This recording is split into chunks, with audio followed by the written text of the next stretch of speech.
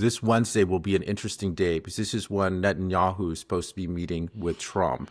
Right. And I think we'll always come back to this question, is Israel in charge or is the U.S. Trump really in charge? And I think this will be another test for us to see. So far, it seems like Israel gets its way. That's the way I'm looking at it. Is that the way you're viewing it? Yeah, well, I don't see why that armada would be off the coast of Iran if it wasn't for Israel. That Trump would have gone this far. We wouldn't have this, antagonistic relationship with Iran if it wasn't for Israel. There just would be no need to. Actually, there are a lot of reasons for us to cooperate with Iran. Namely, like, for example, we do have a common problem with the Takfiris, with the Sunni extremists, the ones who brought down the towers, on September 11th. No, those are the good guys. That's why they're in charge of Al-Qaeda, and we invite them to New York. You have to. We change, right. Okay. We changed position on that. Don't forget. Yeah. Okay. So. Well, not officially, but it just it would have made a lot of sense because again, the majority of victims of this kind of violence, this jihadi violence again are Shia, and so. Yeah, we don't, maybe there's no need to have an alliance, but there certainly would be a need to make eminent sense to cooperate with Iran. I mean, it just doesn't make any sense to constantly, demonize and, seek their overthrow. I think quite the reverse. The chaos that could result if you actually succeeded in that, would not be helpful for anybody but Israel. That's what it comes down to, except but for Israel. Don't you think that a lot of these Sunni extremist groups like ISIS and Al-Qaeda, these are really kind of offshoots of Mossad and the CIA? I wouldn't say that. I mean, clearly maybe not offshoots involved, encouraged, utilized by them. Yeah, that certainly has happened. There's no question about that. There's no question that that's happened. And is probably continuing to happen to this day. But they're not actual creations. They are, they are products of their own culture.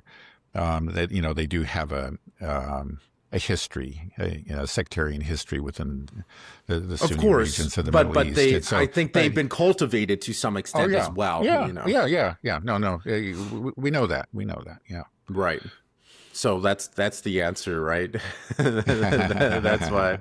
Right. I mean, it would make sense, right? It would make sense, but we seem to like to use the bad guys. We like to find the extremists and use them to our advantage. Right. And so for Israel, their adversary is Iran. They want to weaken Iran. They want to break it apart. And they see these Sunni extremists as actually useful tools and weapons in that fight. Because they think, they see them as crazies, people who will never actually be able to run successfully, a powerful state that could actually oppose them. And it's also very easy, like if they manage to succeed, too much and begin to impose their way of life, too obviously, then they, in a way that might threaten Israel, then it's easy to put a target on them. Look at the crazies, now we got America go after them, even though you helped you and America helped to build them up, but it's easy to do that. Iran or the Ba'athist countries like Iraq under Saddam Hussein or, Syria under Assad, those were competently run. I'm not to say that everything was perfect and there weren't, serious human rights violations at different times, but they were competently run countries and they performed, they posed a real challenge to Israeli power, and so they see it in their sense. They just want to be surrounded by either compliant vassals, and if they can't do that, just broken countries, dysfunctional countries that can't pose a threat to them. That's the Israeli, that's the Israeli strategy. That's the greater Israel strategy. But there's no reason that we should be taking part in that. That just doesn't make any sense for us. Not at all. Right. But we are taking part in it. We are. So right there you see, Israeli influence. I don't think we would be there. That armada wouldn't be there if it wasn't for Israeli influence. Now, there is some, it's not like Trump just simply is, receives orders and he just obeys. No, sometimes he pushes back.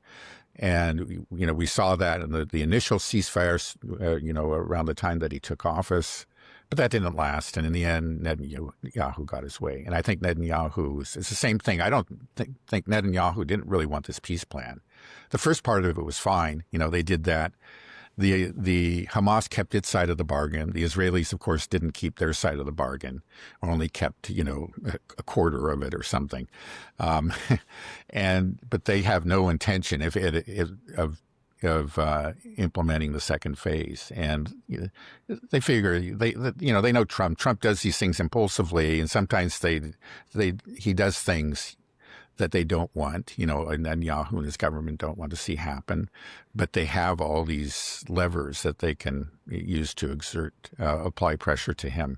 And because he does it, he's just not a consistent thinker. He doesn't think things through. He does things impulsively, and then you work on and eventually get him back to where you want him to be. And I think that's, this visit in Wednesday is just part of that.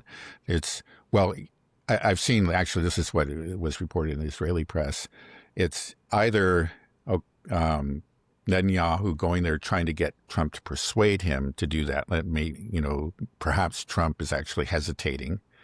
That's not impossible. We've talked about that. He's got reasons to hesitate because the Iranians could do real damage. And Netanyahu's decided that this is something he wants to happen now.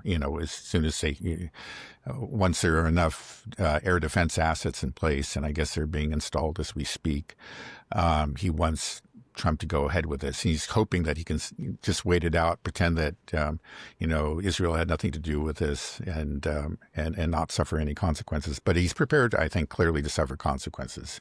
Okay, maybe some hundreds of people die, thousands of people die in Israel, but it would still be a great achievement in his mind, and it would get everybody thinking about forgetting about the second phase of the peace plan too. I think that's to his advantage. So he may be just trying to persuade him.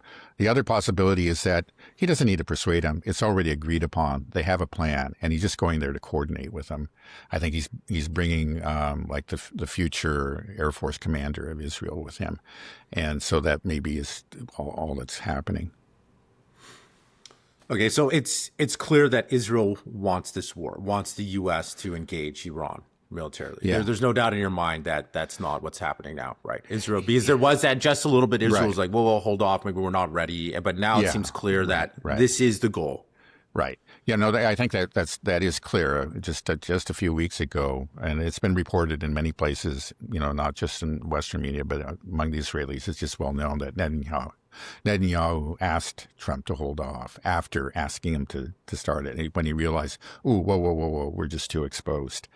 Now these THAADs or, Patriot systems that come in may not do, nearly as much as he imagines they'll do, but at least he can tell his people, look, I did everything I could to protect you or something, But now, all the signals are that, they're for it, they don't want they do not want these negotiations to go ahead in any meaningful way. So they're insisting that the Americans demand, for example, the missile restrictions and end to the alliances, all those things that are just Iran will never do. Now, Iran and zero enrichment, and again, that's something that Iran has said again and again. We're not doing that,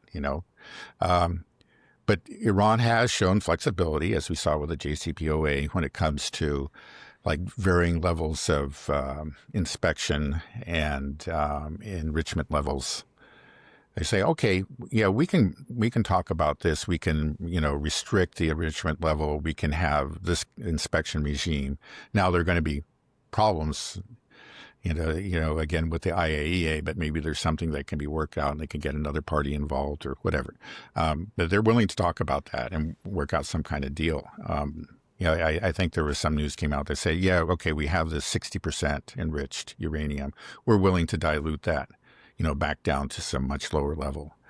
That would be an example, the sort of things that the Iranians have always shown a willingness to deal on. But Netanyahu and his people are saying that, that's nearly enough, not nearly enough. You got to do this, zero enrichment, no missiles, no allies. And those are all just kind of deal killers. That means no negotiations, basically. And so then just the question is that we always get back to is just how much leverage does Israel Netanyahu have over the United States? If Trump does realize he's getting some sound information from the Pentagon that, oof, this is going to be bad, we're not going to be able to do a one and done, this isn't going to be a Venezuela operation, we're going to get hit, this will be a bigger war. And if Trump doesn't like that, and then it's just, the question is, how much control do they have? Is the, is the Epstein stuff, is that going to be, is that part of their leverage? Will they push that blackmail? Like, at what point, how far will Netanyahu and Israel go to be overtly showing their pressure? Because that's the problem that I think Netanyahu is being a bit too cavalier with, is that people are realizing, like, hey, there's way too much influence and pressure coming from this guy, this state. And if it gets to a point where he shows up at the White House and then Trump is like, I don't really want to do it, and he's voicing it a bit, and then all of a sudden there's another little Epstein leak or something that's like, you know what, it's time to go to war. Let's do it. Hoorah, let's go. And then everybody's like, okay, well, that's not okay. That's not all right, right? That in itself will be a death sentence to Israel, because everyone's like, whoa, whoa, whoa. What is happening here? This is not right. Yeah, right. I thought like maybe the one document that I felt was most significant from the recent document dump was the one that said that Trump, according to some informant, was compromised by Israel. And yeah, he very well may be. But even without that, like I've said before, they have a lot of ways to apply pressure to him. It's just the mega donors, Miriam Adelson just being the main one, but also, but also just on, he's, a lot of people said that Trump gets a lot of his information from Fox News. He seems to believe it more than he does his own intelligence advisors. So recently, or constantly, I guess, over the last few weeks, you've had these people like General Keane and others constantly saying, what's this talk of nonsense about negotiations? We just got to go in there and start killing. We got to overthrow this brutal regime. That's what he's hearing, and the suggestion that if you don't do that, you're like Obama or something. That's got to affect him too. I mean, there are a lot of ways in which pressure is being applied. And that kind of pressure probably really matters to him.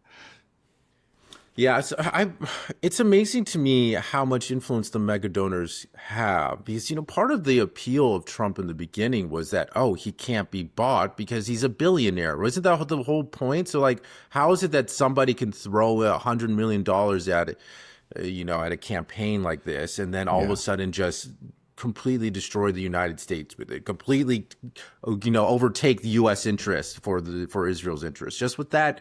With $100 million, I mean, yeah, it's a lot of money for us everyday folks, but for these people, it's nothing. It's chump change. And what do they get in return? Tens of billions of dollars in aids and contracts, but it's not whatever. Yeah, right. Yeah, but that doesn't come out of Trump's pocket. It's just but I'm still saying, like, you would sacrifice everything for that amount, money. No, I feel like that's why I think the Epstein blackmail, has more weight as well to it. It's just like, okay. Well, no, man, it's just been long true that it's clear. I mean, why does Apex donate all this money? It's not out of the goodness of their hearts. It's because they know they get control. They get leverage by doing that. Right. It does work. But now that it's being out in the open and we're being pushed to do something that's so contrary to America's interests, I mean, there's clearly something here with the Epstein stuff. No, it's interesting. It is, again, a light is being is shining on AIPAC in a way that it never has before. And that has caused AIPAC to actually resort to kind of sneaky approaches. They've created these shell AIPACs. So they put money in there and then those donate to the candidates. So it's not immediately apparent that candidate is receiving AIPAC money. So this is the guy, they understand. I mean, it shows that they are, their position has changed. They have been weakened, by this exposure, and that's good. And that's something that we should celebrate. But they are crafty and they're using these other means.